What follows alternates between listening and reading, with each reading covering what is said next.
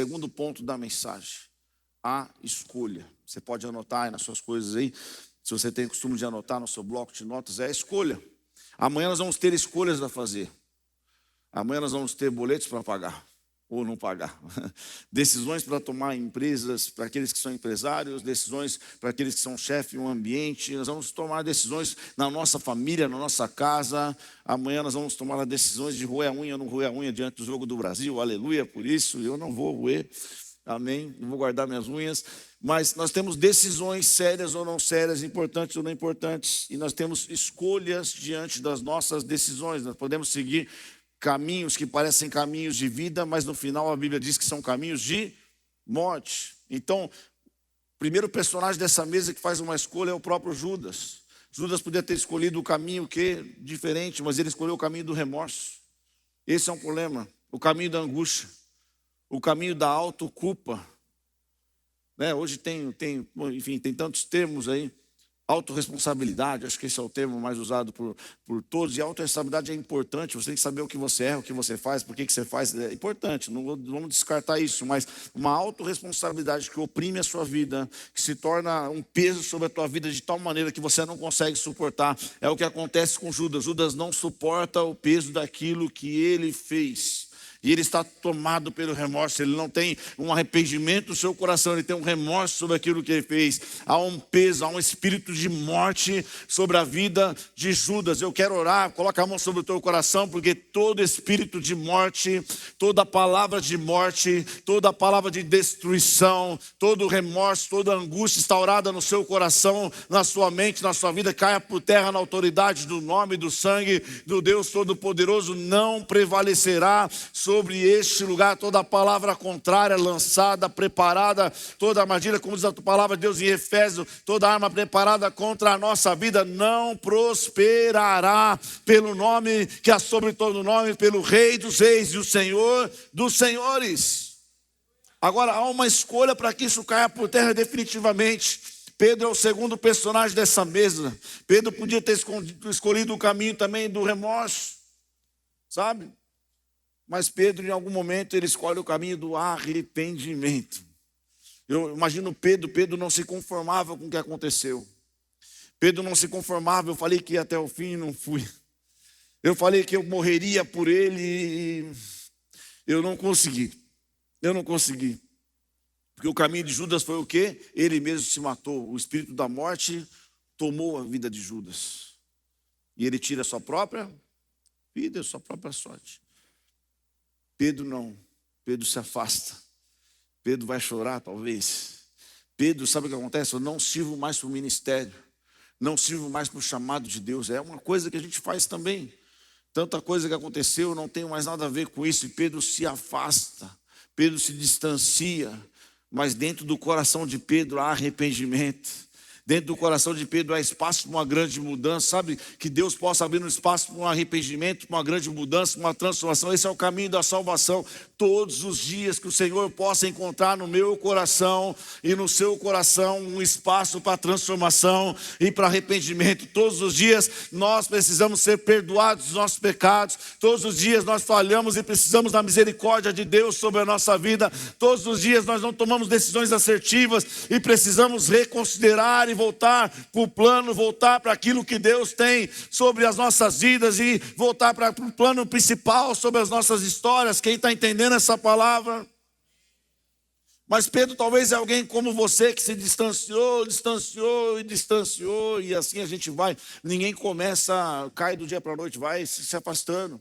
Vai se esfriando. Eu converso com pessoas, pastor, eu fui me afastando tanto, eu fui me distanciando tanto que hoje me sinto fraco, me sinto frio, me sinto afastado, mas esse sentimento vai sair da tua vida em nome de Jesus, porque Ele não desistiu da tua história. Sabe por quê? Jesus, mesmo depois de ter morrido, ressuscitado, Ele falou assim: eu preciso buscar Pedro, eu preciso encontrar Pedro. E há uma geografia, uma praia. Então Jesus vai até aquela praia buscar a Pedro, ressignificar a vida de Pedro. E Jesus pergunta: você me ama, Pedro? Então apacenta minhas ovelhas. Você me ama, Pedro? Então eu tenho um ministério para você, para cada pergunta uma cura de uma negação sobre a vida de Pedro, ressignificou aquilo que ele tinha feito de errado, restabeleceu o ministério de Pedro. E sabe o que é poderoso, meu irmão? Nós humanos colocamos alguém assim no final da fila, no lugar lá atrás, fala assim: ei, já vou te dar outra chance, fica lá atrás, fica em último lugar, sabe? Não, Jesus coloca Pedro numa posição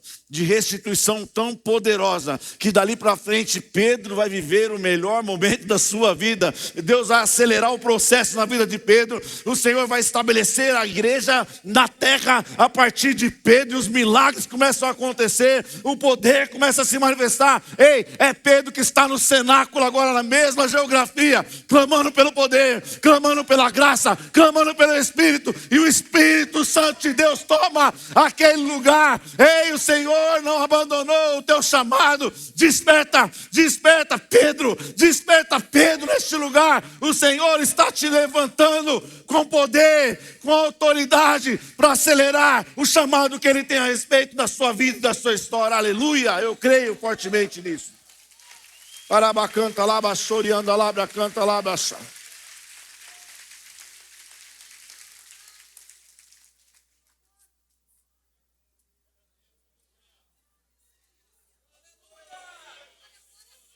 O Senhor está despertando Pedro neste lugar. O Senhor está acelerando os chamados neste lugar.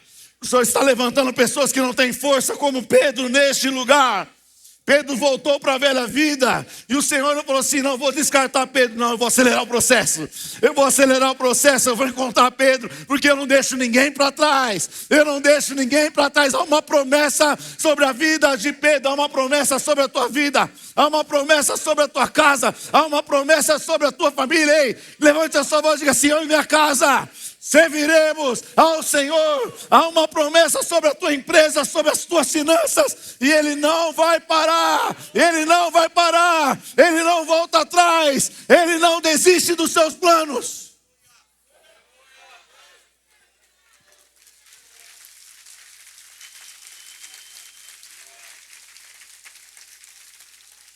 Agora, nem sempre escolher obedecer, nem sempre escolher viver a vontade do Pai é tão simples assim. É tão fácil como te disseram. Não, não é? Às vezes vai ter percalço, né, meu irmão Pedro Geraldo? Às vezes nós vamos para um lugar que a gente não esperava ir. Às vezes o Senhor nos para em algumas situações. Às vezes nós ficamos sem forças para resolver a situação que nós não conseguimos, não temos como mudar aquela situação, uma situação que está decretada em alguns pontos sobre as nossas vidas. O próprio Deus estabeleceu. E não tem como a gente fugir disso. A escolha de Jesus. Esse outro homem que estava na mesa. O Rei dos Reis, Senhor dos Senhores. Ele tem uma escolha ali.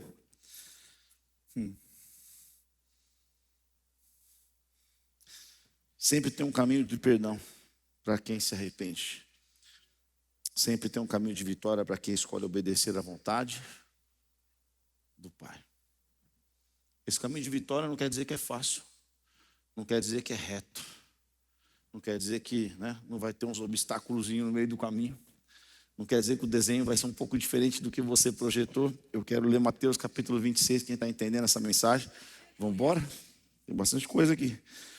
Verso 36 diz assim: então Jesus foi com seus discípulos. Então, ele está no cenáculo, então essa é a questão cronológica do que está acontecendo.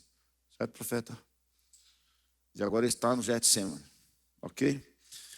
Então, o Getsemane, vou explicar um pouco sobre isso. Então, Jesus foi com seus discípulos para um lugar chamado Getsemane. E lhes disse: sente-se aqui, enquanto vou ali.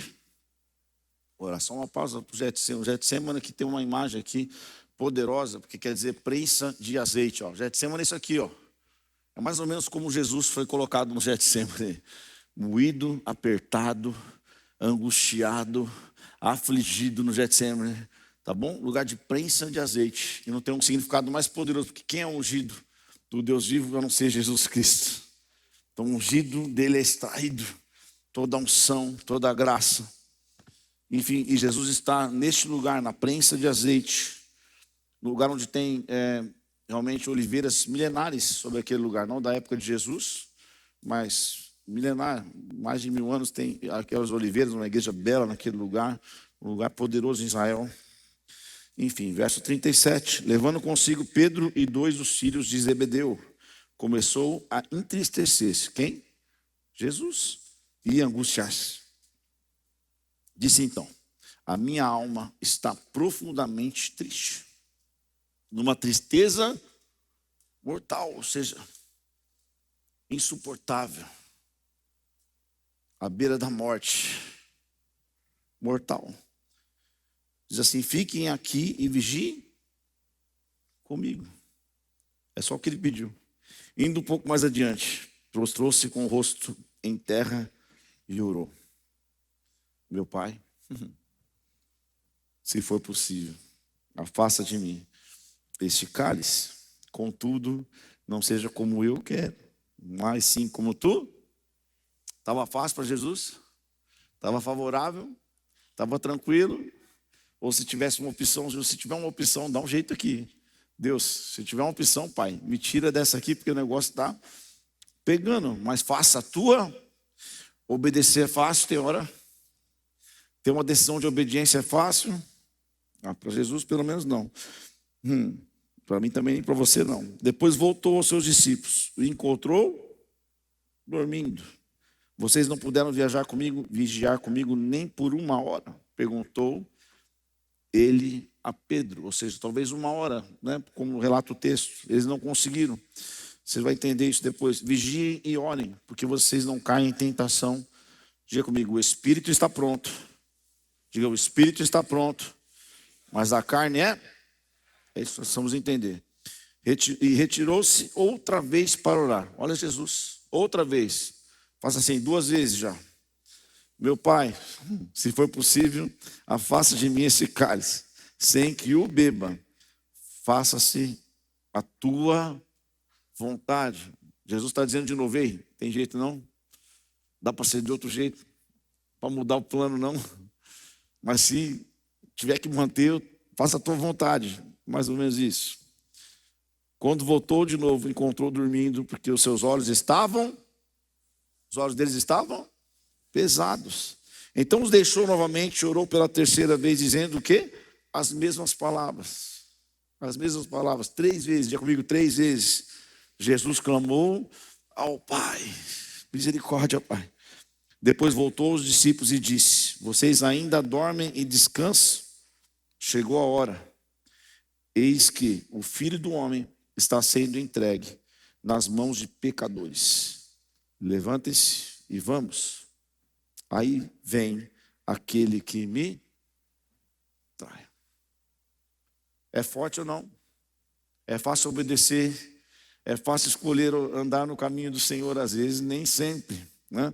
Agora, qual que é o contexto? Por que tanta aflição? Eles vinham de uma noite virada. Esse é o contexto. Eles saem do cenáculo sem dormir. Eles estão direto. Jesus aproveitou os últimos momentos com os seus discípulos. Eles estão esgotados. Eles estão cansados. Eles são humanos. Por isso que a Bíblia vai dizer que os olhos deles estão pesados, né, naquele lugar. Há uma angústia no coração de Jesus por tudo aquilo que está acontecendo. Então há um esgotamento. Agora, Jesus também estava esgotado. A Bíblia vai dizer que ele estava num momento emocional pior da sua história, porque ele sabia tudo o que ia acontecer. Imagina você sabendo que você iria sofrer. Mas Hebreus capítulo 4, verso 15 diz assim, porque não temos um sumo sacerdote que não possa se compadecer das nossas fraquezas. Pelo contrário, ele foi tentado em todas as coisas, a nossa semelhança, mas sem pecado. Levante suas mãos ao céu e diga assim, esse é o Cordeiro que tira o pecado do mundo. Aleluia, Jesus Cristo, nosso Senhor e Salvador. Mas ele foi tentado, ele conhece as nossas fraquezas, porque ele foi tentado de maneira semelhante. Agora Jesus te vê, Jesus te entende, e Jesus orou por você. Chacoalha alguém e diz, Jesus te vê, Jesus te entende, e Jesus no Getsemane orou por você, porque foi por você que ele estava ali, foi pelos seus pecados, foi por suas falhas, foi pelos seus erros, por cada um de nós, entenda isso. Ele te vê, ele te entende. Quem está entendendo essa palavra? Agora Jesus ele se retira de maneira individual, não sei se vocês percebem o texto, mas ele deixa os discípulos para trás e ele vai a uma distância deles. Sabe o que traz no meu coração isso aqui? Esse sofrimento era para nós, esse peso que estava sobre ele era para mim e para você. Mas ele estava passando toda essa aflição, todo esse peso, por amor a cada um de nós. E é como se ele dissesse: fique aqui porque vocês não suportam o que está acontecendo. Fique aqui porque eu estou numa batalha por vocês. Fique aqui porque há uma tribulação que vocês não têm como dar conta disso. Mas eu vou suportar por você. Eu estou me entregando em favor de cada um de vocês. Quem está entendendo essa verdade bíblica sobre a tua vida? Ou seja, ele estava intercedendo diante do Pai por cada um de nós. Isso é um intercessor, aquele que se coloca entre. Você precisa entender que é intercessor, alguém que ora bonito. Que é o intercessor, alguém que tem uma oração. Não, intercessor não é isso, filho. Intercessor é alguém que vai se colocar entre. Interceder em favor de alguém ou de uma situação. Isso é um intercessor. Ok? Não, biblicamente falando, simples. Então, Deus está aqui, ele está com o Pai conversando o quê? Em favor de nós, em favor dos nossos pecados, em favor do plano da salvação, em favor daquilo do sofrimento que viria, em favor da cruz que aconteceria, em favor do terceiro dia que ele ia ressuscitar e nossos pecados seriam anulados, as cédulas de acusação seriam rasgadas e destruídas, e sobre a nossa vida não vale mais encantamento, não vale mais acusação, porque ele intercedeu por nós, se colocou entre Deus e nós. Glória a Deus. Glória a Deus. Esse é o caminho que eles fazem. Depois disso, não para por aí. Pastor, mas o que está acontecendo? Você precisa receber essa mensagem desse grande amor, do plano da salvação, da verdade da salvação sobre a tua vida, amém? Glória a Deus, se o teu coração pode estar tão abalado quanto o meu nesta noite, tão inclinado e aberto, abre o seu coração, não deixa que distrações tome conta do seu coração. E aí depois tem uma escolha que eu e você temos, porque depois disso Jesus vai ser julgado e vai ser colocado para escolha: Cristo ou Barrabás. Cristo ou Barrabás. E o povo escolheu libertar Barrabás, um bandido, um ladrão. Entre você, aquele que era santo, aquele que era perfeito, aquele que é o Filho de Deus, aquele que veio salvar a cada um de nós, e o povo vai libertar Barrabás e vai crucificar o Cristo. Sabe o que eu olho para isso? Nós temos esse poder de escolher, de virar as costas para a mensagem da cruz. Toda vez que nós não cumprimos os princípios do reino de Deus, é como nós escolhemos Barrabás, nós escolhemos Cristo. Toda vez que nós andamos fora do plano de Deus e da vontade de Deus, daquilo que Ele estabeleceu sobre a nossa vida, nós viramos as costas para a cruz. Toda vez que nós não cumprimos o nosso chamado, o nosso ministério, quando nós nos encolhemos em situação de coisas, situações, nós viramos as costas para a cruz. Mas erga as suas mãos aos céus, eu quero declarar sobre a tua vida em nome de Jesus. Diga assim: eu vou escolher a presença de Deus. Com fé, profeticamente, eu vou escolher a presença de Deus. Eu escolho andar nos princípios da palavra de Deus. Eu escolho viver a vida de Cristo. Aleluia. Eu escolho a liberdade. Diz assim, a palavra diz, vai com a autoridade, libere. A palavra diz: se o Filho do Homem me libertar, e Ele me libertou, verdadeiramente eu sou livre. João 10:10 diz assim: Jesus veio ao mundo para me dar uma vida abundante, abençoada em todas as áreas. Quem pode celebrar o Senhor por isso?